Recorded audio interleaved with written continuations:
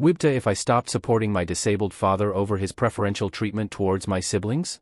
I, 26M, have two sisters, 18 and 23, from the same mum and dad, 50s.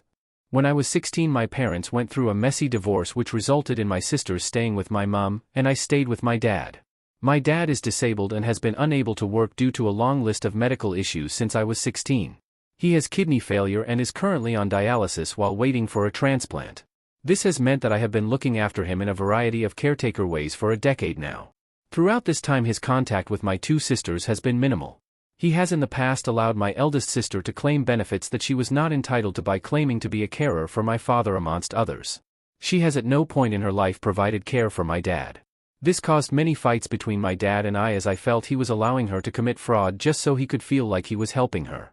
I was recently contacted by his doctor who told me that my dad was no longer on the transplant list to receive the kidney transplant he needs. Apparently his health is now so poor that they don't know for sure if he'll survive general anesthetic for the op. I was told that a major factor for this was his poor diet which was exacerbating his existing health issues. Hearing this my wife and I decided to move back in with my dad to try and get him onto a healthier diet to hopefully prepare his body for the transplant he needs. After we moved in I was going through his most recent letters when I discovered a letter informing him that my youngest sister had applied for a grant for young carers as a result of caring for him. My dad is lucky to see my sister once a month, let alone the 16 hours a week this grant requires. I confronted him and he said he was just trying to help her out in any way he could. This again led to a massive fight as currently me and my wife are the only family members supporting him. My sisters do nothing for him. They are both adults and yet neither has lifted a single finger once to help him. And yet, here he is again essentially committing fraud to help them out. We can't help but feel taken for granted and simply unappreciated. We do everything we possibly can for him, sacrifice our time, energy and money to ensure he has a more comfortable life, but time and again he chooses to focus his energy on helping my sisters cheat their way to funds and benefits they don't deserve. He's never once asked them to help him, so the burden of responsibility for his care rests entirely on our shoulders, despite the fact that of the three siblings I am the only one not currently receiving any benefit related to his care. We are now at the point where we are considering pulling all our support, financial and physical, and leaving his care entirely to the two women who are actually benefiting from providing it. WIBTA for withdrawing support from my father? Leaving my dad?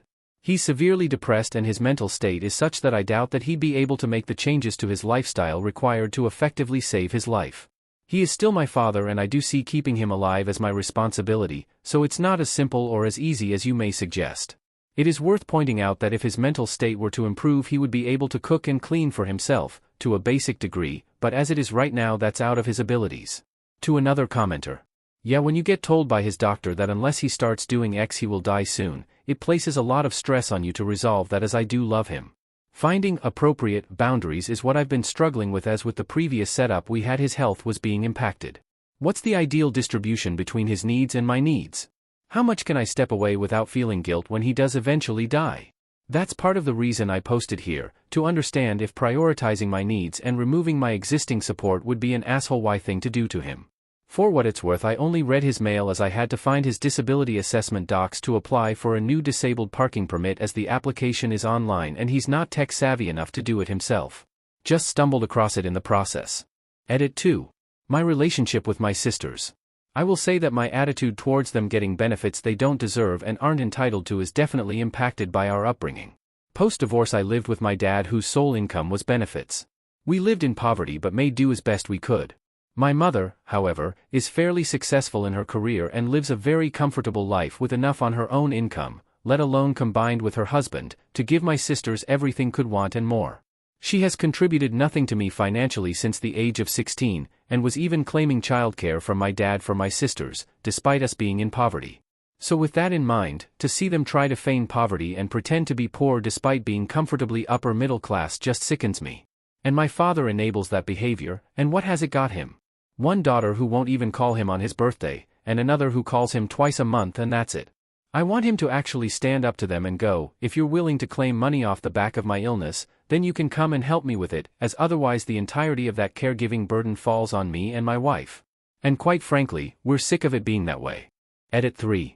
No, he's not mean, but it feels like the airline saying, put on your own mask before helping others.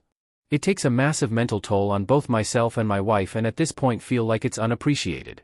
He'll go out of his way to help my sisters, but won't do what's necessary to help us help him. A minor, slightly off-topic, example is the fact that he spends more money on my sisters at birthdays/Christmas than my wife, despite my wife having done more for him in the few years she's known him than my sisters have done in their entire lives combined. After a certain point you can't help but think, if he doesn't appreciate what we do, why should we continue to do it? Edit 4. Reporting the fraud? I don't think I'd ever be able to report them, as there would be a high chance he'd have his benefits revoked. In the UK, getting disability benefit is not easy, months of physical assessment, appeals, and then reassessment. That would just be cruel to him IMO.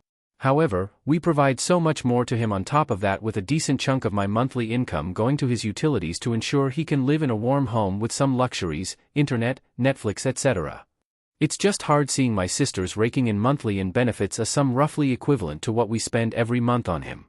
Can't help but feel like it's been taken from our pocket and going straight into theirs, even if that isn't directly what's happening. Relevant comments. Commenter.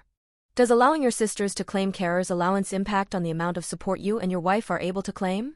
And have you ever asked your sisters to help with his care? If so, how did they respond? OP, we are comfortable financially and are no longer students, so are no longer eligible for any financial support. I have never received any benefits for his care though, due to being in full-time education at the time. The rules around this may have changed now. I have repeatedly asked my sisters to help my dad, with specific reference to the benefits they receive as a result of his disability. The response every time has been a "fuck off, this is between me and dad. I don't give a fuck what you think," paraphrased but not far off. Commenter 2. Have you applied for support and been denied because of them? Or has he refused to do whatever he needs to do for you to apply for support? OP, apologies, max char limit on the post. I have only received a grant for low-income support for uni, as he was the only parent I had supporting me, nothing else. My eldest sister has also received this, by putting him down as her sole parent despite living with my well-off mother, as well as a car that he receives for his care. I was expecting to receive this car, significantly cheaper rental and insurance compared to normal, and then use it for us while I lived with him, but he instead decided to give it to my sister when she passed her test first, and then refused to take it back and give it to me. This car is supposed to be exclusively for his care and nothing else. In the 4 years she has had it, she has never used it for him once, although she does pay the rental for it. The support my youngest sis is requesting will not impact me, but will be another instance of him willing to bend over backwards and break the law to help them, despite nothing in return. Update. I remembered this post as my dad's birthday recently passed and thought I might as well give an update, even though no one asked. In January 2023, my father passed away from complete kidney failure. It wasn't a surprise to me, his health had been in decline, and a transplant wasn't going to happen. The rest of the family, though, were shocked. The last time he spoke to anyone, I showed him the 7-week scan of my now 2-year-old son, his first and only grandchild. We'd rushed to get the earliest scan we could, knowing he didn't have much time. My son looked like a seahorse tadpole. He cried when I showed him, and we had a short talk about fatherhood before exhaustion took over. He fell asleep and never woke up. I asked him not to tell anyone since we were still early and didn't want to jinx it. He said, "I'll take it to the grave," and passed away 3 days later. He kept his word. I think seeing the scan and having that moment made him die happy. As for my sisters, they never changed. I let it go. I knew I couldn't change my dad, and he was on borrowed time.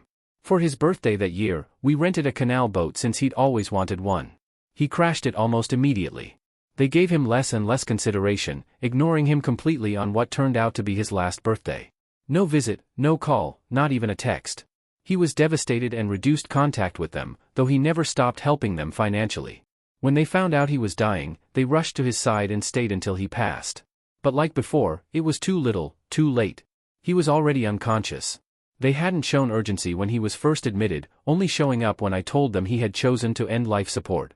I'd been told the day he was admitted, over 2 weeks earlier, that he might not survive. I believed it. I'd seen him in these situations before, and this time felt different. The rest of the family still thought he would recover and didn't treat him as a priority. Eventually, my dad asked me if he was dying. Everyone else had been giving him false hope, mostly for themselves, so I had to tell him, "Yes, you're going to die soon." That was not an easy conversation. He passed surrounded by family who barely gave him their time when he was alive. My sisters definitely regret how they treated him, but it's too late. We were civil at the funeral but haven't spoken since. I scattered my share of his ashes at the end of the canal he never got to see. My sisters turned theirs into jewelry. I miss him every day, especially as his grandson looks so much like him. It's a shame things never got resolved with his daughters while he was alive, but I think he died a happy man, and that's enough for me.